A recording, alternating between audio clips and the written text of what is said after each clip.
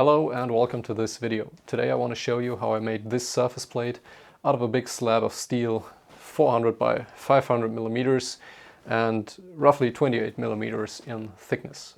This plate, I got it for free, so I don't really know what the material is, but it definitely is steel. I'm guessing it's a S335 steel, so it's actually a little more on the high strength side, and but it should be mild steel. It's got two holes in the plate, which I didn't really care much about because I got it for free. The plate was precision ground previously, and I actually thought this was well below 5 microns in flatness. It turned out it was actually more like 15 microns, and that basically was a big problem because that means the scraping work was much more. I did copy this off my known good surface plate, my granite surface plate, which has a flatness of 1.8 micron, and this was just a learner's project for me, so I could learn how to scrape. I did some scraping before, but I didn't scrape steel before, and I was also very rusty, which you can definitely tell from the footage. So the learning curve was quite good, and I learned a lot on this. I don't know how long it took. I didn't record everything, so I can't go back and watch the footage and count how many passes I did, but I'm guessing it's way beyond 30 or 40 hours of scraping, maybe even more. I don't really know. Yeah, the plate has a weird imperfection in here, which you will see in the following up footage.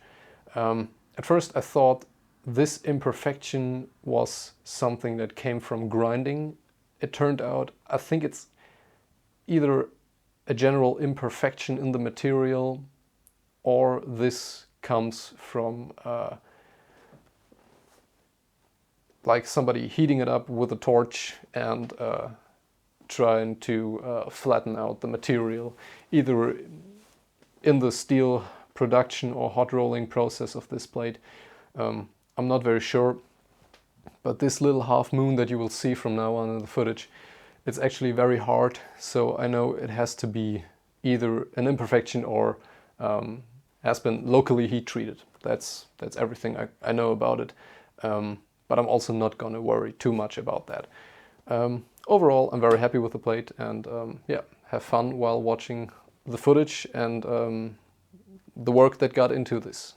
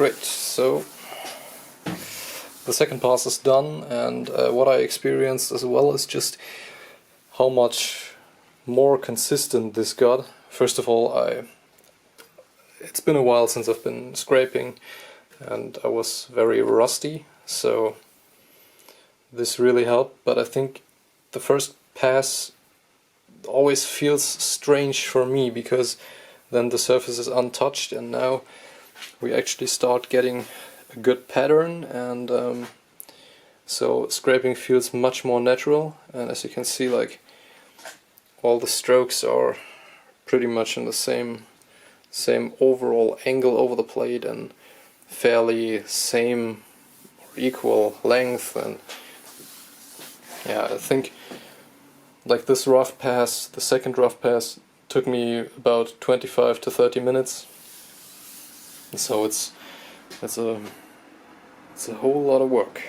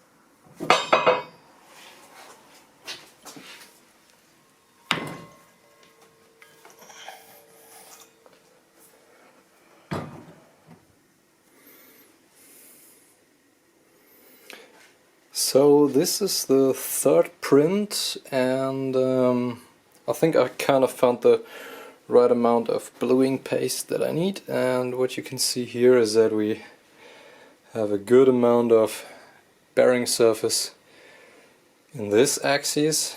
It's already starting to spread out, which is exactly what I want, so that's good. We also see that we got some significant high spotting here by the yeah, let's call them rings maybe, like the spots are lighter in the middle and then there is a darker ring around, so that means these are high spots. And what we can see here is this half moon, and I think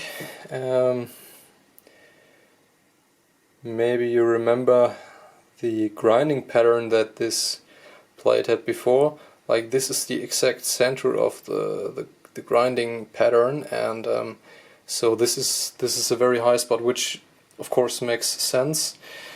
And yeah, we got a little bit of a big area over here and here on the side, and yeah, so it's spreading out perfectly.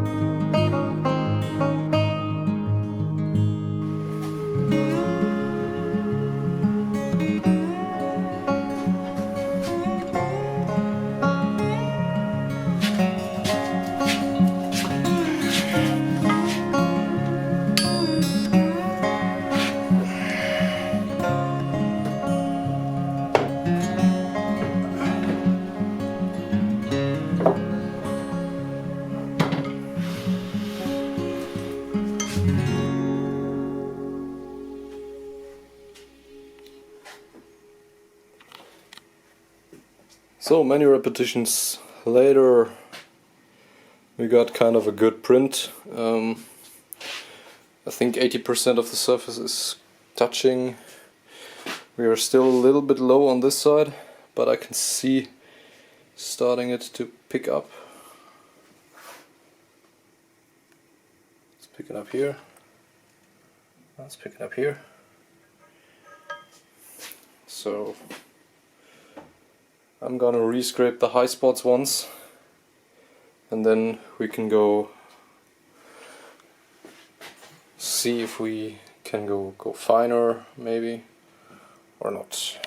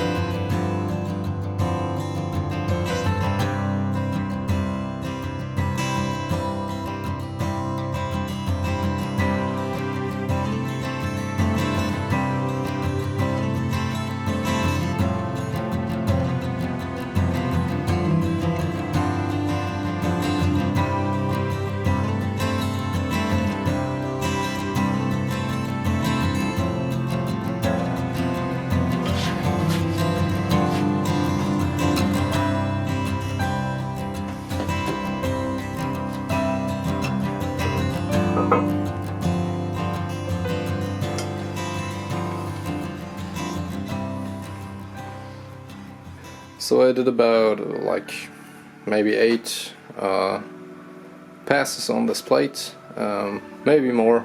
I didn't really count it, and now I just had a very shallow leftover of paint on the surface plate, and because I was actually thinking like I was getting incorrect readings. There was too much paint on there.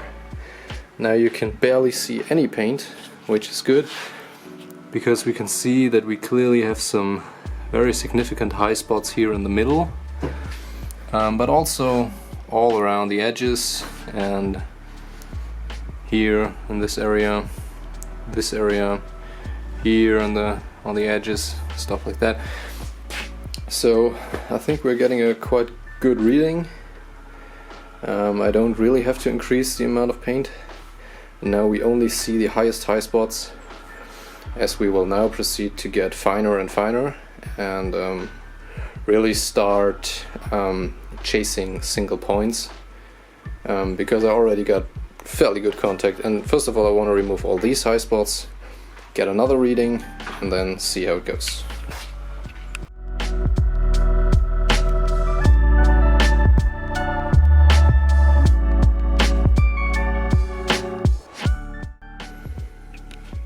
Next pass done. Just added a smidge of paint to the surface plate, and as you can see, we get a very decent printing. We got many little flakes here in the middle. We got a few very high spots here to the side, like it's almost the whole side. We don't have any contact in this area. We're still having a lot of contact in this area. A little bit back here. So basically this area is not contacting and this area is not contacting. So yeah, I think we're on the right way. Keep on hitting the spots and maybe even doing a little aerial cutting, and then we can maybe start seeing more progress.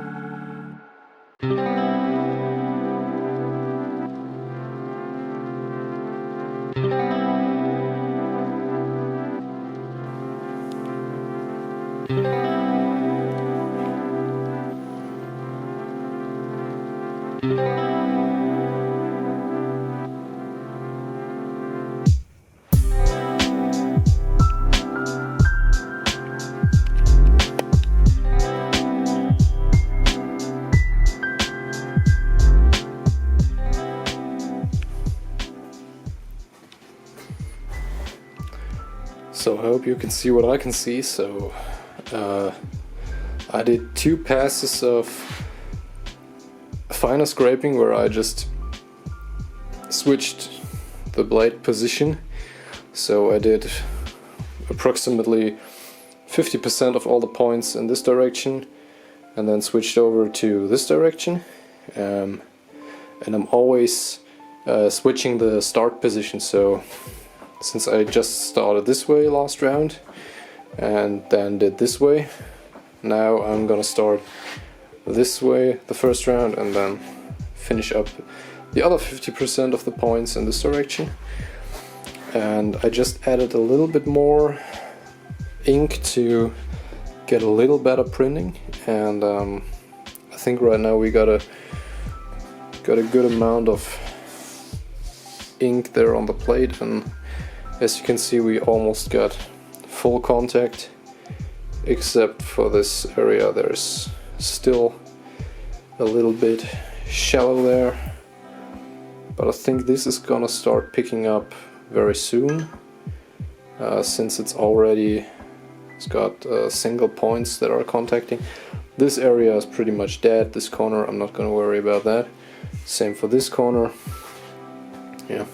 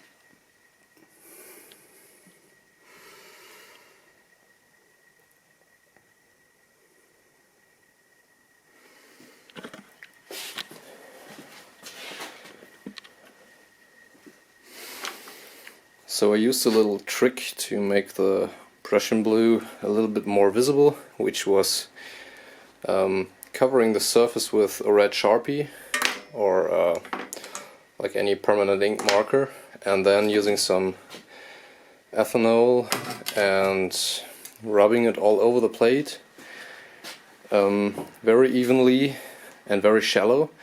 So the plate actually is not silver anymore, but has got like a rosé gold tone to it, like just a very small touch, and this gives the blue a little bit of contrast, which is very helpful with steel scraping and this type of Prussian blue that I'm using, which is this one. A company is called Diamant from Germany.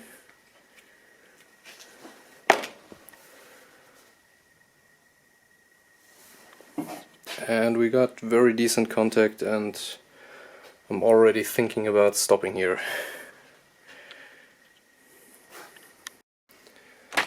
I don't have this fancy steel thing that you can put on there to count the contact points, but I'm gonna use this instead and just see where I am. And I want to do 5 measurements roughly all over the plate, so just gonna randomly place it. Just gonna start here.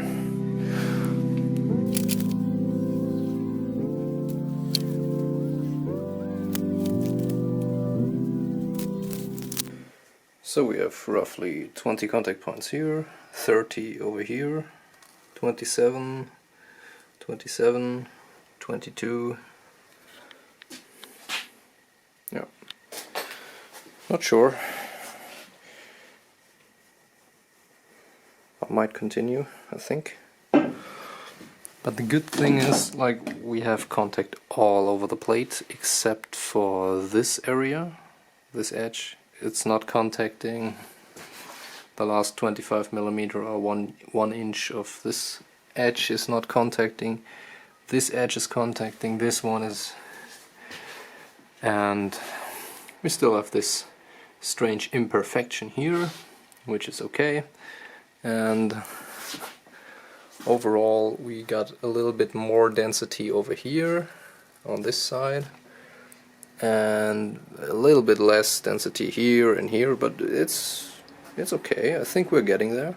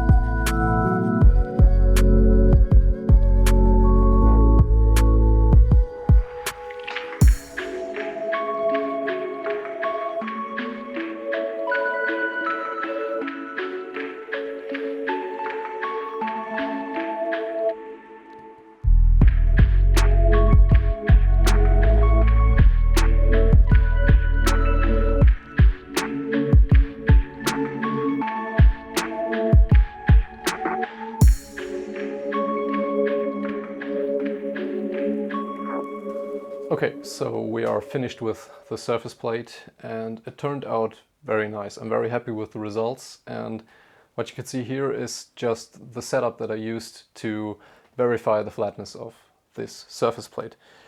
Actually, measuring flatness isn't that easy at all, because how do you actually want to measure a plate that is flat but actually is scraped? So it means it's only flat within the high spots. That's a thing that you have to basically define.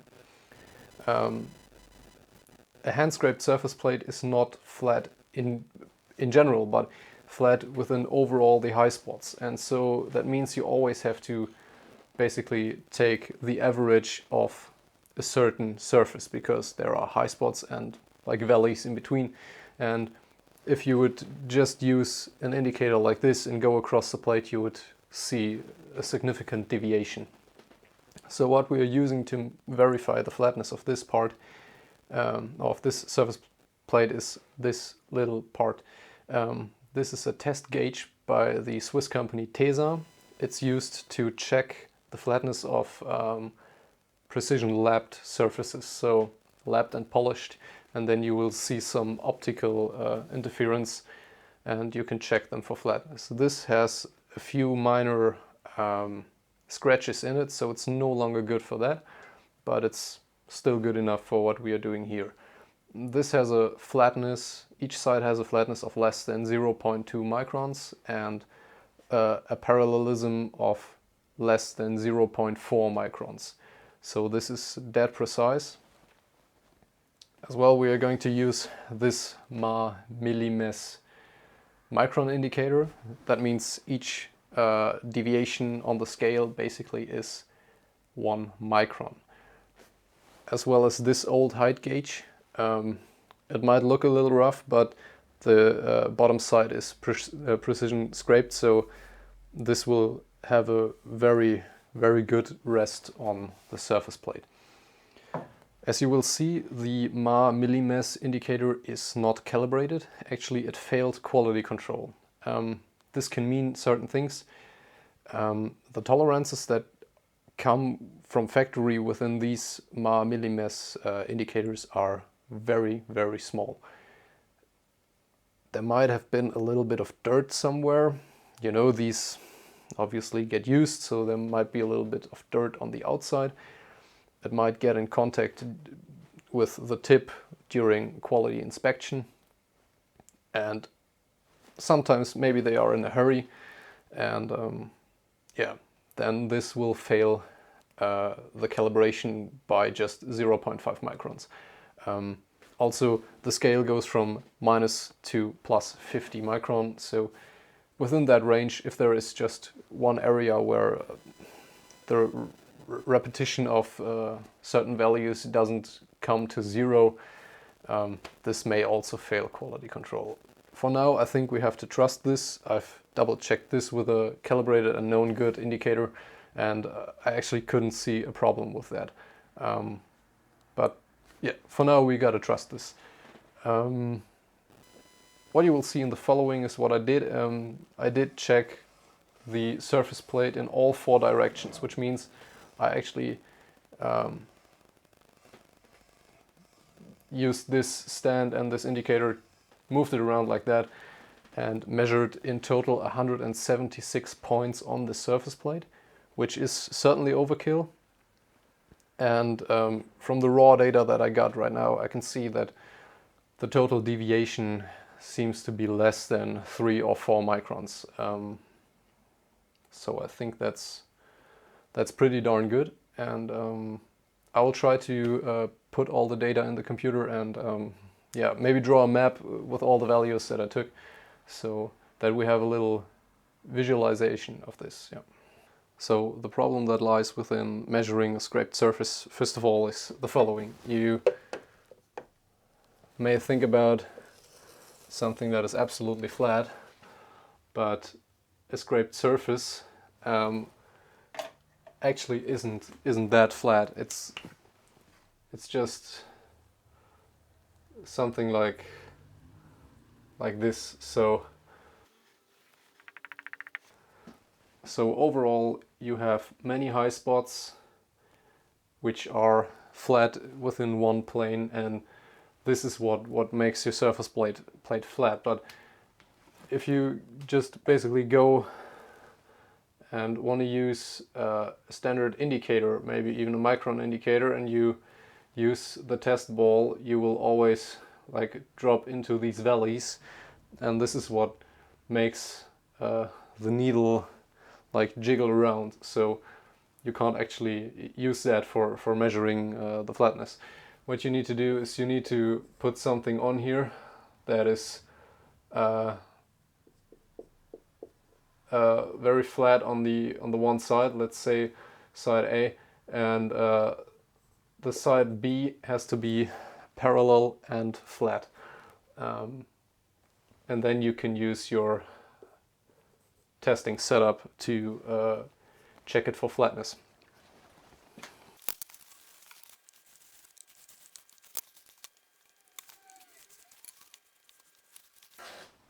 Okay, so I hope this is visible, but one other thing you can do is basically use a granite measuring beam, or however they are called in English, which is just a piece of granite that is precision ground and lapped on both sides and is very flat. So you can rest that on your surface plate and then basically use an indicator. The indicator stand is resting on the top of the measuring beam, and you just run this across.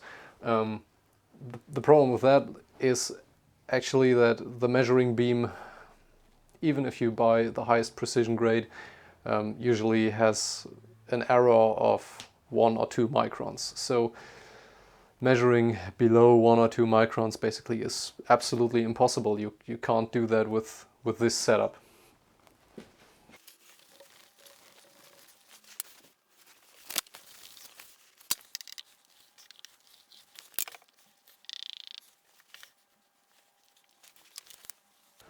Okay, so one thing that you can actually do, and this is like the best way to measure this, is you got your plate and you use either an optical or a laser, which is basically the same, but the laser has the laser in addition, that is using either the laser or some kind of optical system within mirrors and lenses to actually measure the total deflection. That means you basically got a tripod with like either your laser system or the fixed part of your optical measuring system sitting there, and then you run this piece across, and this measures the total deviation that you have in your plate. Since I don't have that, and I don't really have the money to do that, and I don't see why, this would be the best way to measure that, but we are not going to do that.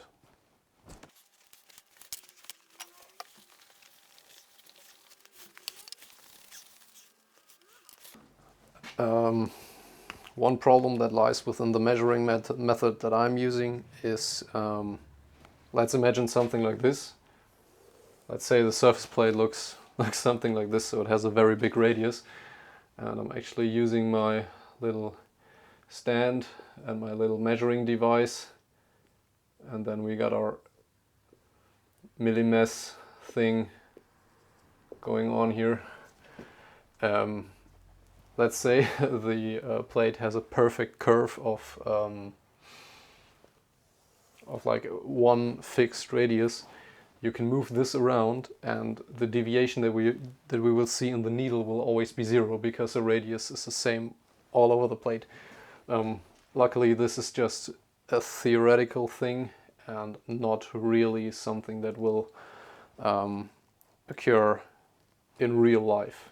But actually you can use something like this to measure a radius, which consists of 2 points here, and then let's say you have a fixed bridge, and then you can use an indicator in the middle to check the radius. Once this is referenced off a flat surface, you can measure the radius, because you know the distance between the 2 resting points and the deviation that you got on the z-axis. But that's just super theoretical, and I think goes way too far.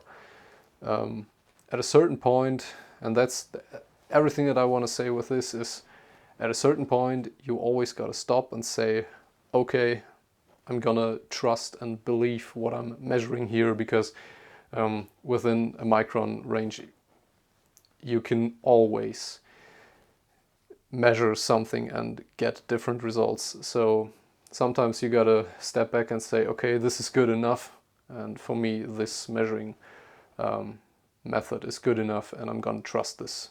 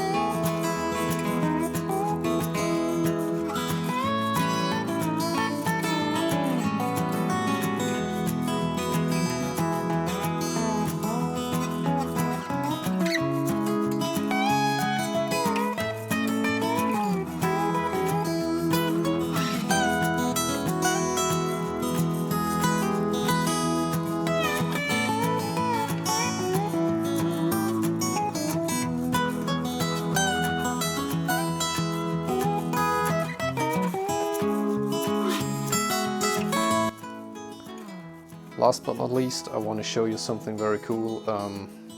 This is a piece of steel that is precision scraped on top, and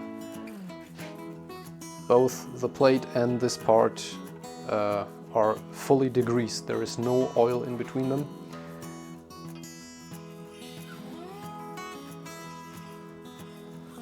And now we can play air hockey on this plate.